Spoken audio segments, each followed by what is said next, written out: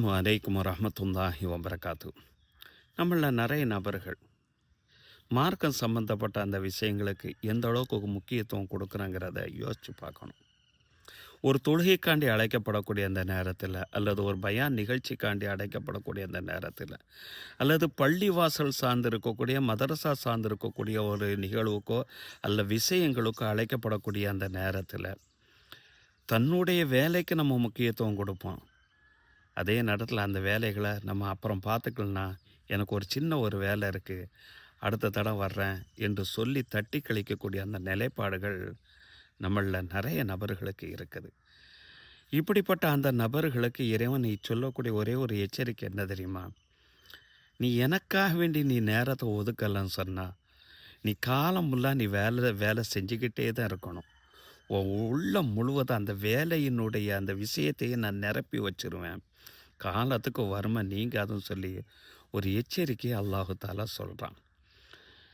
நபிகள் நாயகம் ஸல்லல்லாஹு அலைஹி வஸல்லம் அவர்கள் இந்த வசனத்தை ஓதி காட்டுறாங்க. அதாவது அத்தியாயம் 42 வசனம் 20. மன்கான யுரீது ஹர்சல் ஆஹிரதி நசீத் லஹு ஃபி ஹரசிஹி. யார் இந்த உலகத்தினுடைய தேவையுடனுடைய மறுமையினுடைய தேவையும் விவசாயத்தையும் செய்கிறாரோ, அப்படிப்பட்ட அந்த நபருக்கு அல்லாஹு தாலா நசீத் லஹு ஃபி ஹர்சிஹி, அவர்களுடைய விவசாயத்தை அதிகப்படுத்தி காட்டுகிறான்.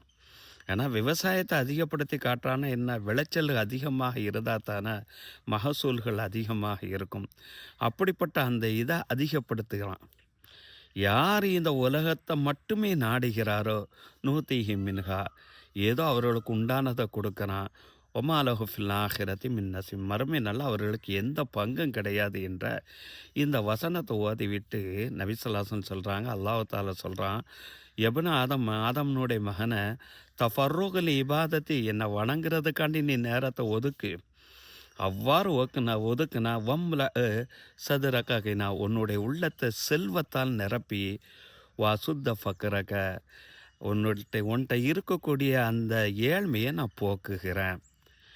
இல்லம் தஃபால், நீ என்ன வணங்குறதுக்காண்டி நேரத்தை ஒதுக்கலை, என் காரியத்திற்காக வேண்டி நீ நேரத்தை ஒதுக்கலைன்னு சொன்னால், மலஅத்து சதுரக்க ஷுகுலா, உன் உள்ளம் முழுவதும் பொழுதனைக்கு வேலை வேலை வேலைங்கிற அந்த வார்த்தையாலே நிரப்பி, வலமா சுத்த ஃபக்கரக, நீ எவ்வளவு வேலை செஞ்சாலும் இறுதி வர அதை ஏழ்மையை நீக்கக்கூடிய அந்த சூழ்நிலையை நான் தரமாட்டேன் என்று இறைவன் கடுமையான ஒரு எச்சரிக்கையை செய்கிறான்.